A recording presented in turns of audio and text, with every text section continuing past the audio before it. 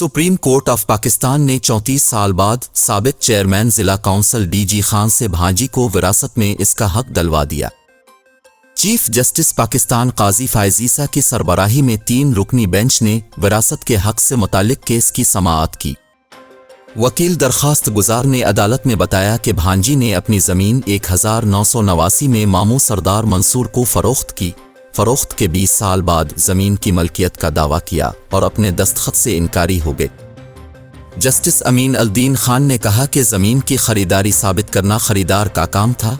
3 अदालतों ने दरखास्त गुजार के खिलाफ फैसला दिया, जिस पर वकील यासीन भट्टी ने अदालत को बताया कि ज़मीन की मुबैना फ़रोख्त के वक्त सारा अख्तर नाबालिग थी। सारा के मामू सरदार मंसूर साबिक चेयरमैन ज़िला काउंसिल हैं। पीपी रहनुमा सरदार इनायतुल्लाह आरिफ का कहना था कि पीपल्स पार्टी उन रहनुमाओं की शमूलियत से मज़ीद मजबूत होगी। पीपल्स पार्टी ने हमेशा अवाम की बात की और आन के मसाइल ऐसे ही हल करती रहेगी। तकरीब में बड़ी तादाद में कश्मीरी रहनुमा और वर्कर भी शरीक थे। मसाइल ऐसे ही हल करती रहेगी। अदालत के हुक्म पर वकील दरखास्त गुजार ने मुवक्कफ अपनाया कि क्या अदालत कहती है ख्वातीन जो भी कहीं वो दुरुस्त माना जाएगा। लाजमी नहीं कि हमेशा मर्द ही औरत का हक मारे, जिस पर चीफ जस्टिस पाकिस्तान काजी फायज ईसा ने रिमार्क्स दिए कि ख्वातीन को कोई खुसूसी रियायत नहीं दे रहे। वही ऑब्जर्वेशन दी है जो बदकिस्मती से मुआशरे में हो रहा है।